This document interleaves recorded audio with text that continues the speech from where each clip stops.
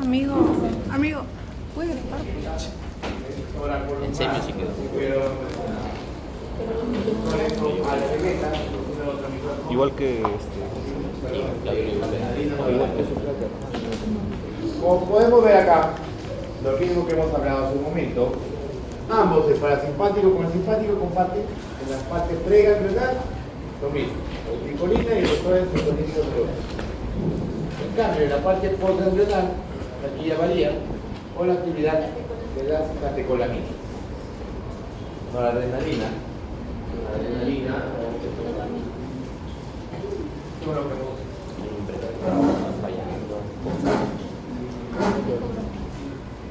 Otra vez tuve otro problema que te conté. Te la había arreglado. Oye, bueno. Adentro. Pero tienes un adentro tienes al momento de que la sacas y lo pasas en un papel, sale negro. Muy bien. Si hablamos de la neurotransmisión adrenérgica, digamos, similar a lo que hemos mencionado hace un momento con la acetilcolina, también va a tener 5 fases. La biosíntesis, que se va a sintetizar a partir de un aminoácido esencial o no esenciales.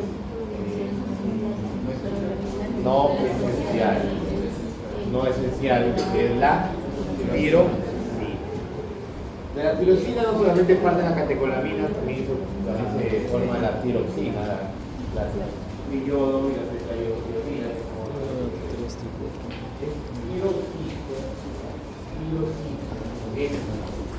No me vayan a escribir tiroxina porque no es lo mismo. Una vez. Ah, doctor, por una letra. No es lo mismo. No es lo mismo. Por una letra puede cambiar muchas cosas. La tirosina de los aminoácidos esenciales, acuérdense, son 10 los esenciales: lisina, arginina, insulina, leucina, isoleucina, triptófano, valina, metionina, telodomina y melanina. ¿Están bien? Y si no están ahí, Los que dijo él. Esencial.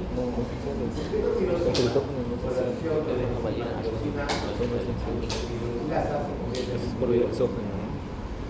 el cerebro va por encima de la dopamina, beta-hidroxilasa, dopamina, luego por la amino N-metilacerasa, la adrenalina. Si esto llega en la médula suprarrenal, se convierte en almacenamiento, al igual que las vesículas lácticas de la acetilcolina. Desde su perspectiva, vesículas lácticas por medio igual de un antitransporte hidrógeno dependiente, político. La liberación, esto sí se va a producir por exocitosis, calcio dependiente. Poner aquí. La vesícula sináptica va a ser expulsada la noradrenalina hacia el espacio final. Pero esto aquí va a haber una diferencia. Y van a ver en la membrana presináptica receptores, pero solamente estamos beta 2 y los alfa 2. Aquí lo que nos da importancia son los alfa 2. ¿Por qué? Porque los alfa 2 son inhibitorios. Los al ser inhibitorios le van a regular la liberación de los catecolaminas. Se libera la noradrenalina y también al activar los postsinápticos también va a activar el presináptico. Y de esa forma se va a autorregular. Para no liberar demasiado noradrenalina. El efecto se da de acuerdo a los receptores que van a activar. Recordad que son receptores alfa y beta. Los alfa son alfa 1 y alfa 2. El alfa 1 es todos son metabotrópicos, por cierto. Estos son excitatorios ligados a proteína GQ. Ahí lo están viendo. La fosfolipasa C, que va a aumentar el diacilglicerol, y el inositol trifosfato. ¿Cuál es su principal agonista? La feniletrina. Y su principal antagonista, el trazosina. Los alfa 2, que se encuentran en zonas pre y postsinápticas, son inhibitores. Por lo tanto, ¿cuál es su proteína? EI. Inhiben la N-ciclasa. Principal agonista, la clonidina. Principal antagonista.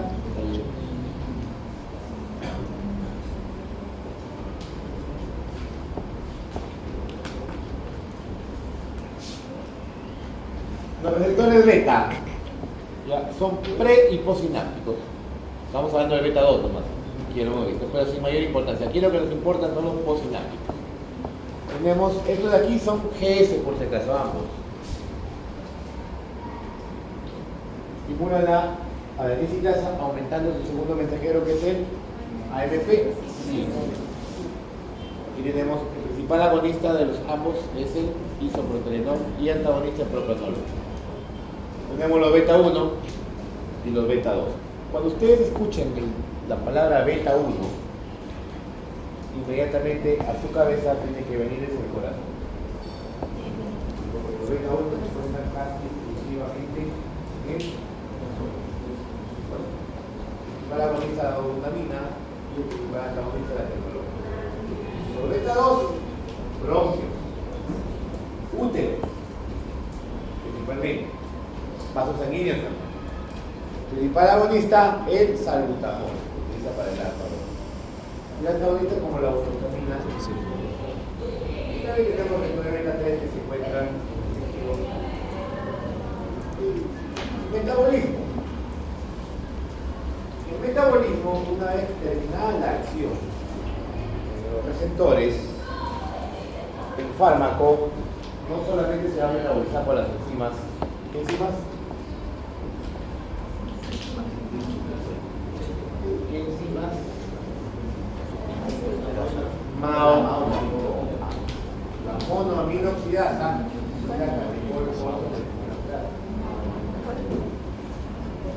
primero se van a salir, liberarse del espacio sináptico a través de difusión o lo principal que es la recaptación.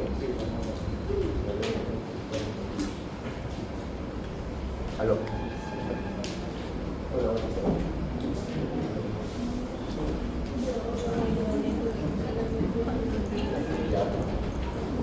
Y eso que nosotros acá tenemos.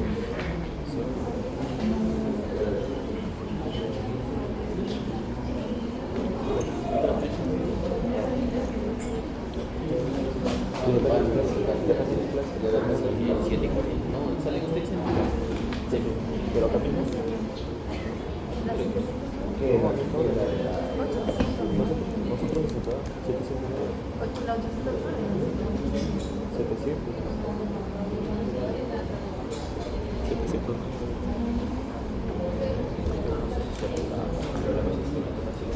También son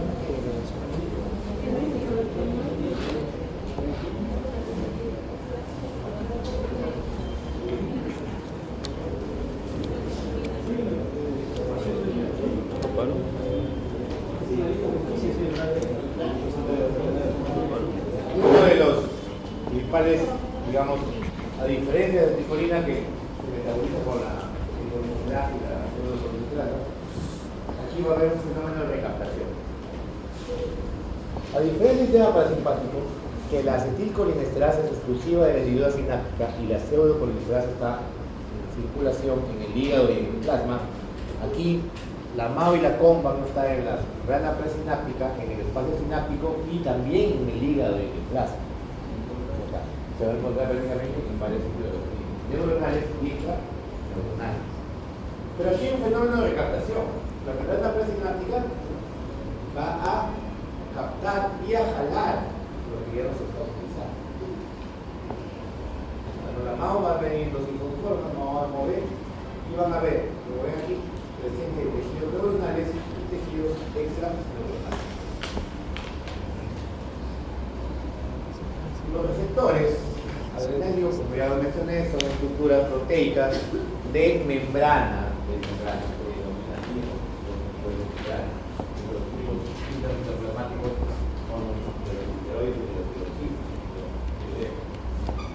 Tenemos los alfa-adrenoreceptores o receptores alfa, activados por la adrenalina, noradrenalina, que van a tener la capacidad de contraer el músculo liso. El alfa 1 y el alfa 2 producen vasoconstricción, ¿de acuerdo? Pero el alfa 2 también hay presinápticos, que son inhibitorios, que van a inhibir la liberación de noradrenalina. Los beta de los sectores, como ya les mencioné, van a ver, digamos, tener actividad en el corazón y los vasos sanguíneos principalmente. O sea, van a hacer relajación del músculo liso por beta 2 y activación cardíaca por los beta 1. Ambos van a ser, digamos, estimulados por esta actividad. La adrenalina y la noradrenalina y otros agonistas de acción alfa, ojo, de alfa en general, van a tener la potestad o el poder de inhibir la liberación de noradrenalina. Y esto se da porque acción de qué tipo de receptores? Alfa 2, presinápticos, que son inhibitores. Y su capacidad de inhibir la liberación de noradrenalina netamente son alfa 2. Lo dividimos. Netamente alfa 2. La adrenalina también tiene cierta actividad de alfa 2. Capacidad de contraer la fibra muscular lisa, es decir, vamos a ir a la construcción. Aquí está la adrenalina, la noradrenalina también, por la acción alfa 1 y alfa.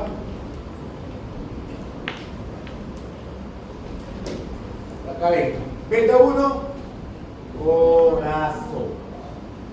Tanto el sistema de conducción como el músculo cardíaco. Beta 2, músculo liso. ¿Qué pasa en el tipo de beta 2 que provocó? Broncodilatación, relajación uterina, relajación intestinal, relajación vesical, vasodilatación. ¿Sí? Los beta 3 que se encuentran en el tejido adiposo sin mayor importancia clínica. Aquí está. Este cuadro, apréndanselo. Apréndanselo, bien apréndanselo. El otro ciclo vos tengo una pregunta de ellos.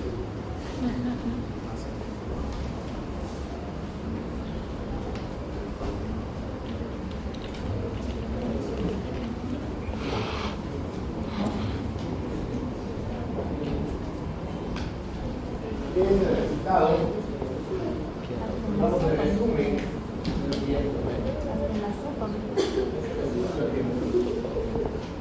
Alfa 1 que les he dicho, vasos periféricos, se produce vasoconstricción. Alfa 2 se encuentra en el sistema nervioso central y periférico presináptico, que va a producir inhibición adrenal. Y en las arterias van a producir vasos. Beta 1, acá ven, corazón. Tiene un miocardio y un otro rígido. Tiene un ojo muscular y otro rígido. Y el beta 2, músculo liso. Vasos sanguíneos, piel, bronquios, mielitis. Va a producir dilatación de todo. Los receptores adrenérgicos tienen esta particularidad. Esta propiedad que se denomina actividad o desenvolvimiento.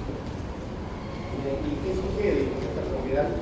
Cuando hay una exposición prolongada, digamos una administración por mucho tiempo, va a provocar que, así entre comillas, que estos receptores se acostumbren al fármaco. Se acostumbren a la sustancia. ¿Y qué van a hacer? Se van a desacoplar. Y cada vez van a ir necesitando más y más y más cosas. Este fenómeno se le llama desensibilización o aquí. Ahora hablaremos de los fármacos agonistas de los receptores llamados simpático-miméticos, agonistas de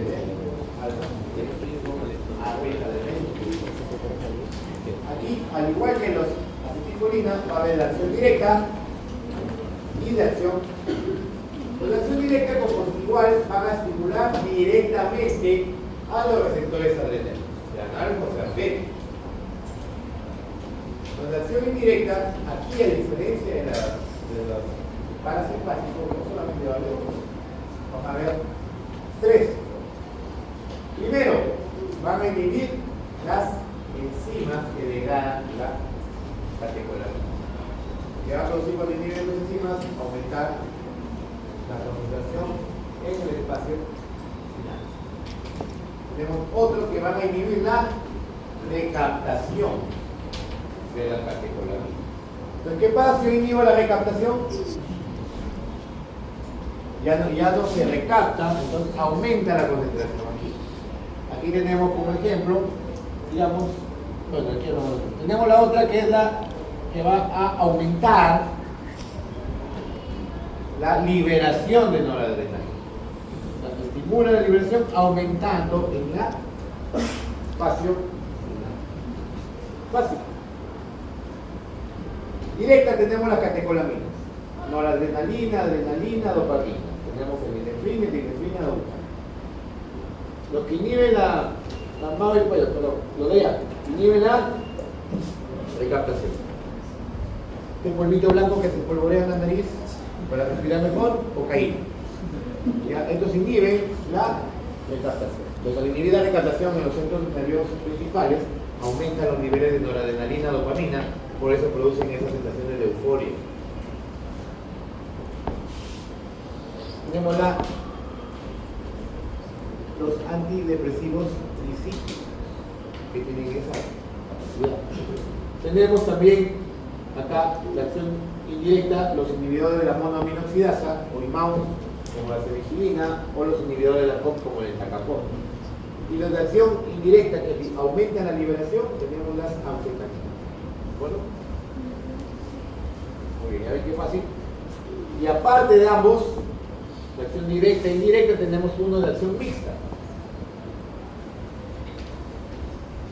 Estimulan directamente a los receptores y al mismo tiempo estimulan la liberación.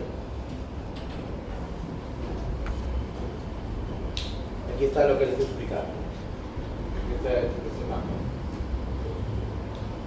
Los de acción directa tenemos los selectivos.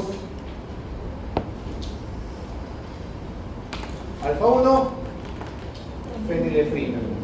Alfa 2, clonidina. Beta 1, lobutamina. Beta 2, lebutalina, salbutamol.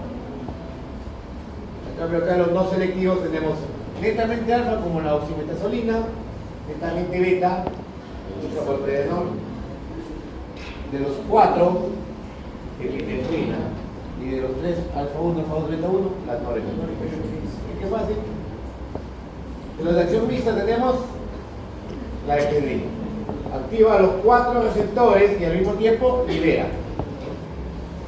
Y tenemos los de acá, los de acción indirecta, que ya hemos mencionado. Tenemos los que inhiben, los que aumentan la liberación, anfetamina. Inhiben la recaptación, la cocaína, los antidepresivos tricíclicos. Inhiben la MAO, celecilina o inhiben la cortisona. Resumido y fácil. Entonces hablaremos de forma general de los principales fármacos. Porque recordar que cuando lleguemos a la tercera unidad, el tema cardiovascular, vamos a hablar mucho más. Tenemos la adrenalina, agonista de los 4 receptores. Entonces, si ustedes mismos vienen, si hago actividad de los 4 receptores, entonces, ¿qué voy a producir en mi cuerpo? ¿Qué es lo mismo? Vasoconstricción, aumento de la fuerza contráctil, vasoconstricción por alfa 1, alfa 2. Aumento de la fuerza contráctil del corazón, beta 1. Taquicardia, beta 1. Broncodilatación, beta 2. Relajación intestinal, relajación uterina, beta 2. Qué fácil. Y en el corazón, como tiene actividad beta 1, tiene prácticamente activa todas las propiedades del corazón. ¿Qué inicia la fuerza contráctil? ¿Cómo se llama la propiedad del corazón? ¿Ah?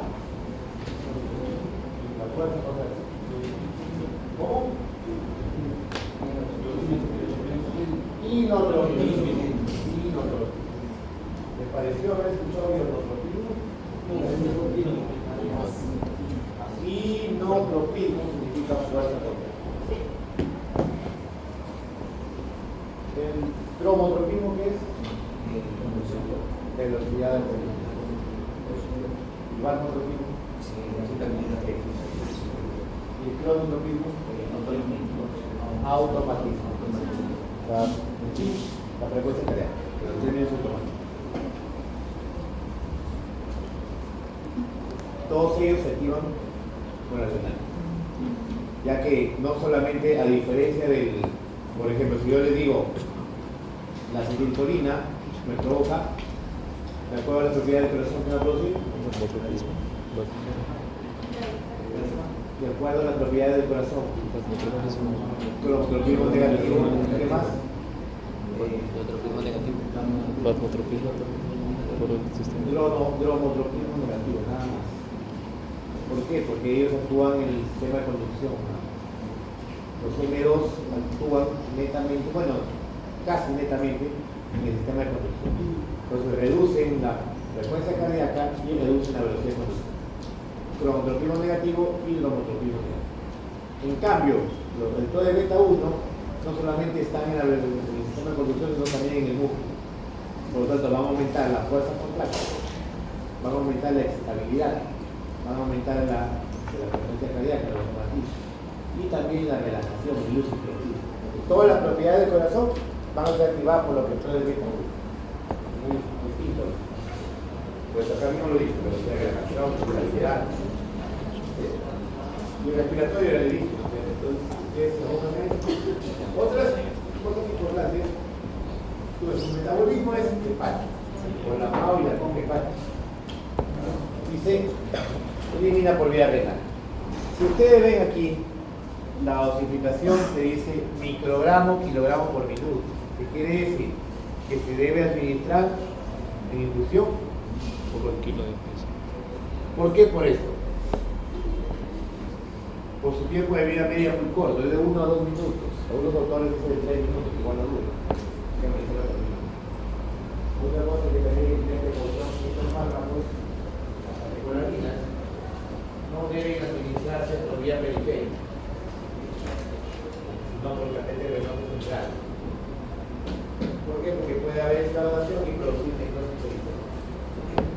La noradrenalina, que tiene acción alfa 1, alfa 2 y beta 1, mínima acción beta 2, algunos autores dicen que no lo tienen, va a provocar vasoconstricción, voy a dar segundo favor. Va a provocar, digamos, como no tiene efecto beta 2, no va a haber esa se va a contrarrestar en la vasoconstricción. Recuerden que el beta 2 es vasodilatador. Por eso es que la potencia vasoconstrictora de la noradrenalina va a ser mucho mayor que la adrenalina. Porque la adrenalina va a tener ese efecto alfa 1 y alfa 2 potente, pero al mismo tiempo va a tener beta 2 que va a contrarrestar un poco la vasoconstricción. En cambio, la noradrenalina es netamente alfa 1 y alfa 2 y beta 1. Entonces va a tener cierta actividad también aumentar el gasto cardíaco. Esto, al igual que el anterior, es en infusión continua, tiene un metabolismo hepático rápido por MAO y una presión renal. Miren aquí. Entonces, por los defectos también van a ser similares por acción beta 1, por acción alfa 1 y alfa 2, vasoconstrictor. Lentamente vasoconstrictor. Por lo tanto, ahí nomás deben saber qué caso de qué patología van a servir. Por ejemplo, ustedes saben las clases de shock. ¿Se acuerdan? ¿Cuántas clases de shock hay? Por eso.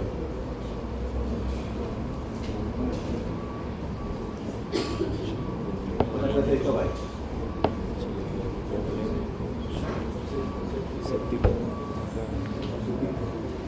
¿Ustedes se acuerdan en fisiología?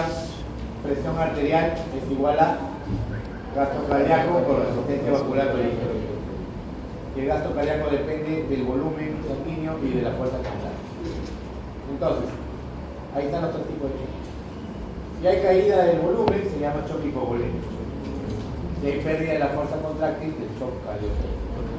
Y si hay pérdida de la resistencia vascular periférica, eso quiere decir una vasodilatación generalizada, se llama shock distributivo. Entonces, este shock distributivo se hace dividir en lo que dice su compañero: séptico, anafiláctico y neurológico.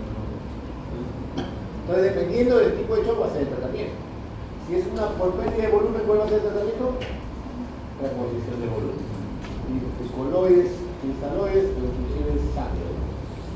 Si el problema es disminución de la fuerza contractil, se va a fármacos inotrópicos positivos, como la adrenalina, por ejemplo, la dopamina, que vamos a hablar después.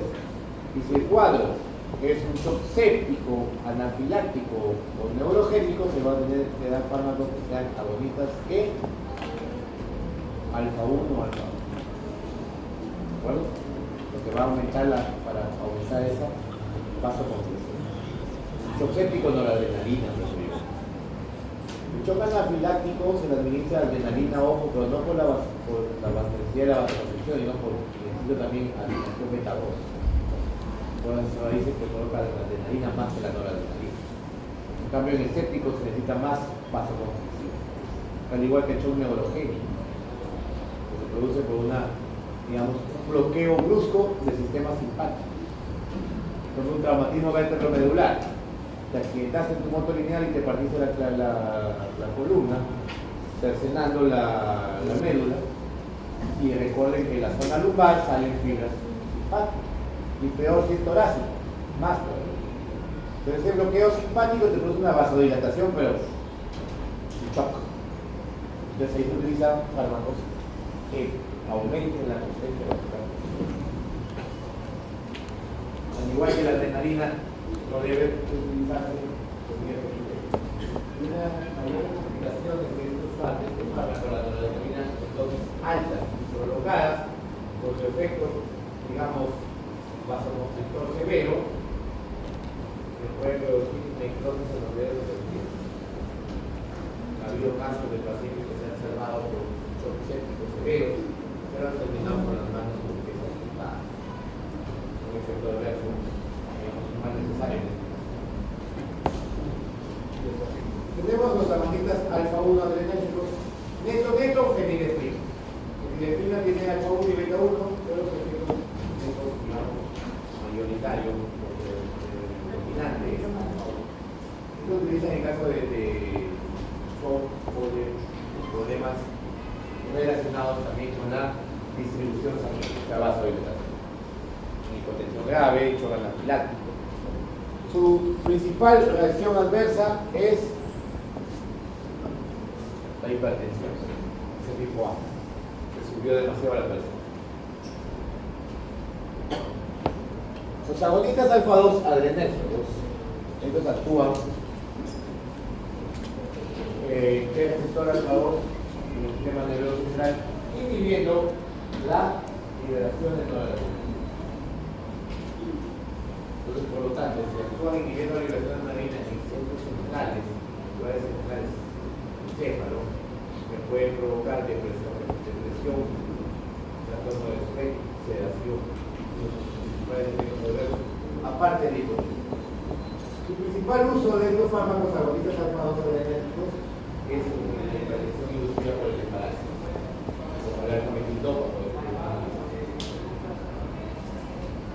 Tenemos el isoproterenol, un fármaco agonista no selectivo, tanto beta 1 como beta 2, que se utiliza en pacientes con bloqueo cardíaco severo o bradiarritmia severa. Sus efectos adversos, cambios, cefalea, fútbol, por una vasodilatación, siempre de beta 2, porque es de beta 1 y beta 2. Tenemos la dopamina. La dopamina es un fármaco cuyo, digamos, activación de los receptores es dosis definitiva. ¿Cómo ha sido un poco como dosis definitiva? A dosis bajas, la dosis de la dopamina va de 2 a 20 microgramos kilogramo minuto. A dosis bajas, estamos hablando que de 2 a 5, su acción es netamente de la dopamina. De 5 a 10 aumenta y su efecto ya no es dopaminérgico, sino es beta 1. Se puede utilizar por un shock cardiogénico. Si aumento la dosis de 10 a 20, ya va a tener efecto alfa. Ahí va a ser usado para un shock y dosis dependiente. La dopamina, su efecto principal es beta 1. Beta 1, por lo tanto, su uso terapéutico en caso de qué tipo de shock. ¿Qué tipo de shock? Cardiogénico. Muy bien, cardiogénico. Tiene cierta acción beta 2 y cierta acción alfa 1, pero entre ambos se van a contrarrestar, por lo tanto su efecto neto es beta 1, inotópico positivo, psicotópico positivo. Los agonistas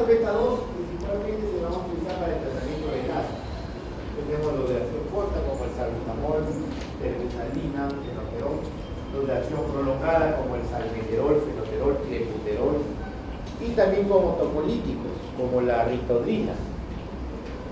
¿Qué me refiero cuando digo topolítico? A ver, introducción a la medicina. Yo les enseño los términos médicos.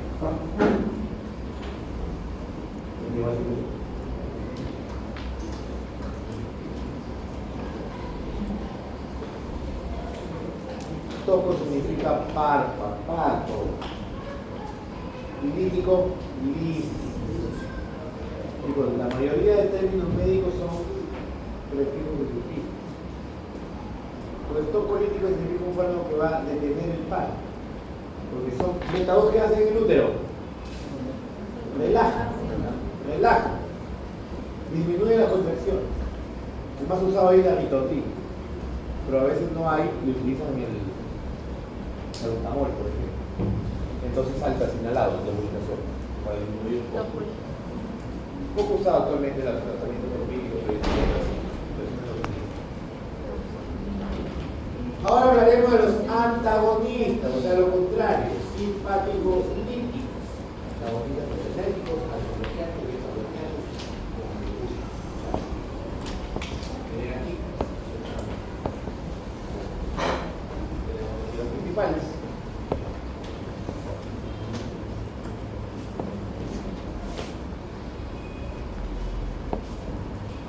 Antagonistas alfa. Tenemos los no selectivos, los antagonistas alfa 1 y antagonistas alfa 2. De los no selectivos tenemos la fenoxibenzamina y la fentolana, usadas en feocromocitoma. De los selectivos, aquí los más usados, prazosina, terazosina y la tamsulosina. Actualmente se utilizan en hiperplasia benigna de próstata. De los selectivos, bloqueantes selectivos o antagonistas selectivos alfa 2, ripin. Actualmente en desuso en los seres humanos, de uso veterinario. Y aquí tenemos los beta bloqueadores, no selectivos. El más utilizado o el primero en usar de primera generación es el propranolol. También tenemos el timolol, que son gotas oftálmicas para el glaucoma. Y el sotalol, que es un antiarrítmico de clase 3, que vamos a estudiar más adelante cuando hablemos de antiarrítmicos. Tenemos los selectivos beta 1. ¿Cómo se le denomina los selectivos beta 1? ¿Cómo le llaman también su sinónimo? Cardioselectivos. Bloqueadores cardioselectivos o antagonistas cardioselectivos. ¿Por qué cardioselectivos? Beta 1. Beta 1 corazón, ya se lo meto en su cabeza. Beta 1 corazón. El más usado, el primero, es el atenolol. Luego utilizamos el bisoprolol. Y el esmolol, que es el unión que viene de estos por vía parenteral, lo venoso. Tenemos otro más no selectivos como el carvedilol. No selectivo porque es alfa, beta 1, beta 2, bloqueador. Pero tiene cierta actividad también bloqueando alfa 1, que después vamos a hablar de qué. El abetalol. Tenemos acá el celiprolol y el ribolol. Eso aquí lo vamos a hablar.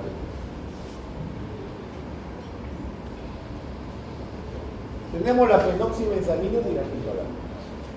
Este es un fármaco útil en crisis hipertensiva producidas por secundarias al feocromocitoma. ¿Saben qué es el feocromocitoma? Un tumor de la médula suprarrenal. Es un tumor benigno de comportamiento maligno. Benigno, ¿por qué? Porque no hace metástasis, no infiltra los órganos. Pero maligno, ¿por qué? Porque libera grandes cantidades de catecolamina, produciendo partículas severas del vascular. Por eso son cerebrovasculares. Sus efectos adversos, el principal, pues es un antihipertensivo. ¿Cuál va a ser el principal efecto adverso? Hipotensión. Tiene una reacción adversa tipo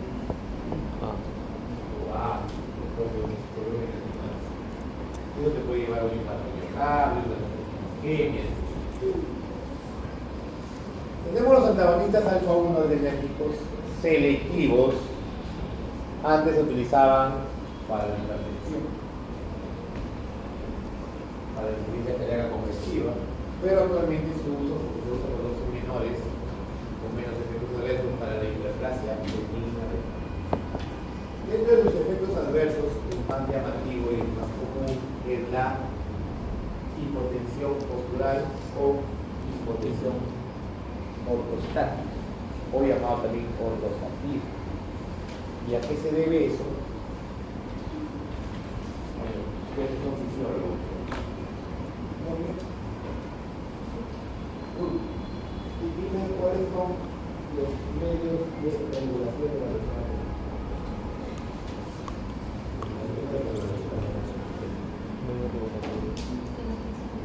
Estamos hablando de toxina, pero estamos hablando de toxina posterior. ¿Cómo?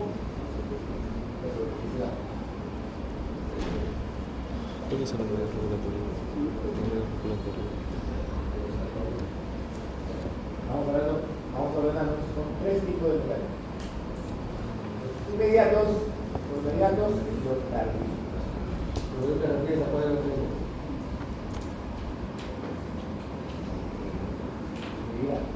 Los inmediatos se van a ver los vasopresentores. Los inmediatos, el sistema renina angiotensina aldosterona, y los tardíos a través del sistema renal. Entonces, inmediatos es porque yo quiero que se eleve la presión rápidamente. Entonces, cualquier disminución de la presión arterial en los vasoreceptores, ellos activan el sistema simpático, liberan catecolaminas, inmediatamente los receptores alfa-1 y alfa-2. Y como vasoconstrictores, los más potentes son los alfa-1 y los alfa-2. Entonces, si un paciente está echado, sabiendo que hay un temblor, se para de golpe, el corazón está acá, la cabeza está acá, y tú te paras de golpe, la sangre tiene que llegar al cerebro, y lo hace por el corazón circulatorio, principalmente por alfa-1, porque somos más rápidos, más veloces. Pero ¿qué pasa si tú tomas un antagonista de alfa-1? Están bloqueados, esa respuesta no va a haber, te levantas de golpe, no te llega la sangre al cerebro, y te desmayas. Mareos y síncope, ¿no? Una hipotensión ortostática. Y un desmayo no es como las películas que se caen todavía. Y se caen despacito todavía con la mano en el piso. No, un desmayo, golpe directo en la cabeza. Que hay inmediatos, Entonces, ¿qué se debe recomendación de la paciente? No puede evocar usted que toma la Señor, nunca se pare de golpe. Siéntese un par de minutos y luego se pone de pie. ¿Por qué? Porque se activan los alfa-2, ¿vale? Y a una vez que ya la presión llega al cerebro, el paciente puede transitar. Los antagonistas de alfa-2 efectivos como la iolimbina, ya no se usa, pero se usa para la insulina y para la neuropatía diabética. Los antagonistas de los receptores beta, que van a ser los convertores no selectivos, beta 1, beta 2, hay algunos que tienen cierta selectividad y al mismo tiempo un compuesto con el receptor.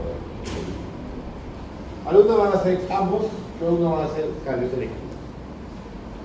Este término, actividad simpático-mimética intrínseca. Simpático-mimética, ¿qué significa? Agonista. Usted, doctor, pero usted me está hablando de antagonista. ¿Por qué agonista? ¿Por qué? Porque estos fármacos con actividad simpático-mimética intrínseca quiere decir que son antagonistas beta 1 y agonista beta 2. ¿Con qué finalidad va a ser agonista beta 2? ¿Qué producen los vasos sanguíneos del beta 2? Si yo activo el beta 2, vasodilatación. Pero si es un corazón que está dañado, yo quiero que el corazón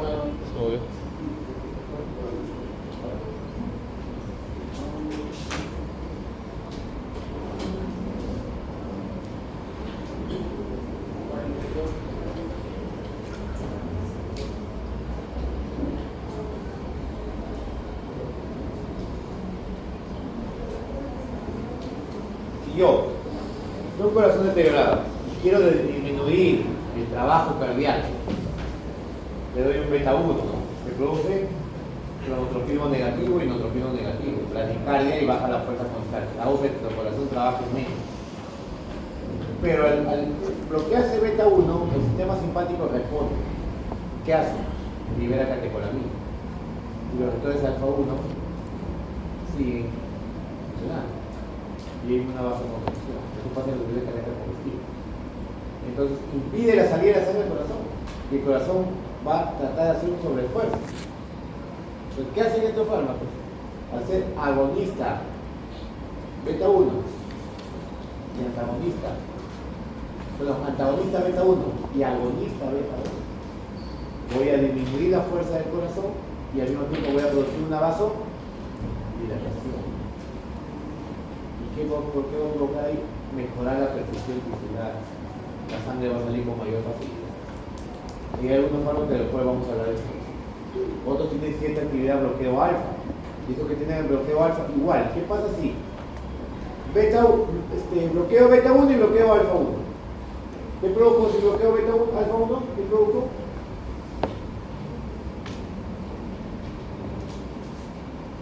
¿Qué produjo si bloqueo el receptor alfa 1?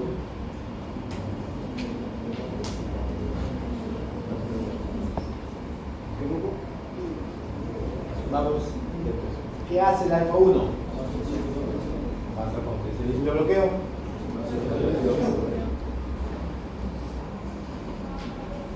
Entonces el mismo efecto, disminuye el trabajo cardíaco de esta forma y mejora la perfusión tisular.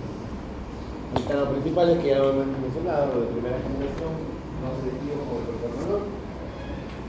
Tenemos o beta 1 como el atenolol y los demás tenemos algo.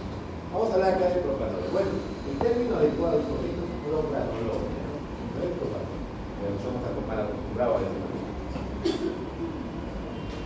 Son antagonistas no selectivos beta, beta 1, beta 2, no tienen acción alfa. Estos fármacos que están utilizados para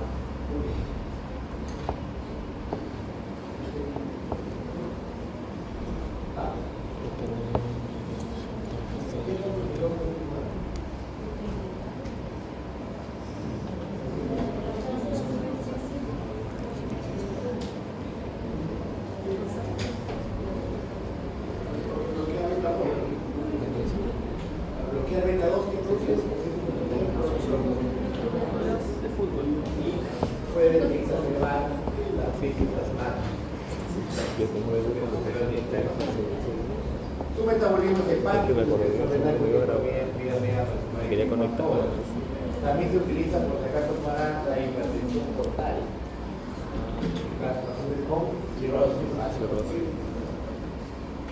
Los efectos adversos son propios de su mecanismo de acción, por lo tanto son reacciones tipo A. Bradicardia, alteración de los receptores beta 2 a nivel cerebral y el fenómeno de Raynaud. El fenómeno de Raynaud es un fenómeno en el que es una vasoconstricción exagerada en los dedos por exposición al frío. Cuando hay frío hay vasoconstricción. Ustedes ven que su mano en un poco de agua helada lo sacan y está pálida, ¿no? Por la vasoconstricción que hay. Pero ¿quién regula esa vasoconstricción? Los beta 2. En cambio, si ustedes meten un paciente que toma propranolol en una balde con agua helada, la mano no va a salir blanca, va a salir cianótica, dorada. Ese es el fenómeno de Raynaud. Pacientes que sufren del fenómeno de Raynaud, algunas enfermedades reumatológicas, cuando hace mucho frío se ponen los dedos dorados. Tienen que calentar para que disminuya ese frío. Y se da por bloqueo beta 2 que hace propio de su mecanismo de acción, por lo tanto es tipo A. Digamos el atenolol. Estos son los principales más usados fármacos cardioselectivos. Su utilidad de estos fármacos, pues, como bloquean la actividad cardíaca, funcionan como antihipertensivos, como antianginosos, como antiarrítmicos. Como antihipertensivo, ¿por qué? Porque al disminuir la fuerza contractil y la frecuencia cardíaca disminuye la presión arterial. Como antianginoso, ¿por qué? Porque al disminuir la fuerza contractil y la frecuencia cardíaca disminuye el trabajo cardíaco, por ende el consumo de oxígeno. Y como antiarrítmico, ¿por qué? porque son cromotrópicos negativos. Y también cromotrópicos negativos, disminuyen la conductividad y por ende disminuyen la son fármacos bastante utilizados. Aquí lo vamos a mencionar en otros temas de la casa. Este fármaco viene de 50 a 100 miligramos. Se puede tomar 50 miligramos diarios. Que es la media de 7 horas. El metabolismo hepático y el luego tenemos el fármaco bisoprolol. Este viene de 5 miligramos. ¿Cuál es más potente, el bisoprolol o el latunol? El bisoprolol, porque se utiliza menos dosis para producir un efecto, es selectivo, igual que los organismos del bisoprolol, pero como tiene menos dosis, los efectos adversos son más raros. Su metabolismo hepático y el tiempo de vida media es mayor, por lo tanto te da una mayor adherencia terapéutica. Sus reacciones adversas, al igual que el lansoprazol, va a producir disminución del gasto cardíaco, hipotensión, que es una reacción tipo A también. Aquí tenemos otros que tienen ciertas acciones, por ejemplo, producción de óxido nítrico. ¿Y qué hace el óxido nítrico? Vasodilatación. Vasodilatación. La misma finalidad, el mismo concepto que les mencioné hace un momento. Disminuye la fuerza contráctil y mejora la perfusión sanguínea. Acá tenemos el celiprolol y el nebivolol. Agonismo por receptores beta 2, es decir, actividad simpático-mimética intrínseca. Aquí tenemos el celiprolol y también está en la betalola, que vamos a hablar después. Antagonismo de receptores alfa 1, ¿con qué finalidad? Igual, vasodilatación. Aquí está el carvedilol y esto también es la betalola. Bloqueo de las entradas de calcio. ¿Qué me produce? Vasodilatación. Como acá. Otros tienen acción antioxidante.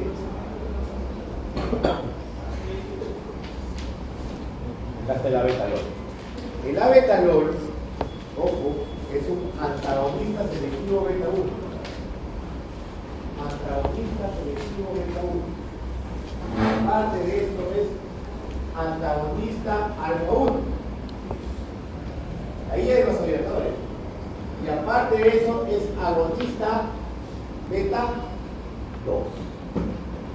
Es un fármaco muy útil no solamente para disminuir la fuerza contractil, sino para disminuir la presión arterial, ya que es bastante vasodilatadora, tanto porque antagoniza alfa 1 y porque es agonista beta 1. Tiene actividad simpático-mimética intrínseca. Se utiliza en pacientes, digamos, por vía parenteral con hipertensión inducida para el embarazo severa, la eclampsia severa. Es el único beta bloqueador permitido para el uso en gestantes con hipertensión inducida por el embarazo. La acción comienza rápidamente por el venoso, una oración de 2 a 4 horas, por ejemplo, compresión de energía del metabolismo hepático y expresión. Voy a media por 8 horas, pero algún metabolismo de 5 horas. Tenemos el carvedilol. El carvedilol es un fármaco bastante utilizado, muy útil en la cardíaca congestiva. Es un antagonista beta 1 y 2 y además antagonista alfa 1. Y tiene ciertas propiedades antioxidantes que van a disminuir los radicales de oxígeno libre, mejorando lo que es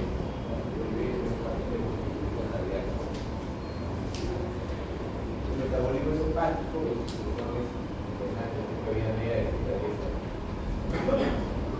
tenemos el nebivolol. Este de acá, aparte de ser selectivo beta 1, o sea, cardio selectivo, libera o produce óxido nítrico. Y eso, como mayor razón, mejora aún más la caída de la presión arterial y la vasodilatación, mejorando la perfusión. Es más costoso, pero más. Muy bien, chicos, preguntas. Ninguna. Hasta aquí viene el examen. Estudien. estudien y estudien.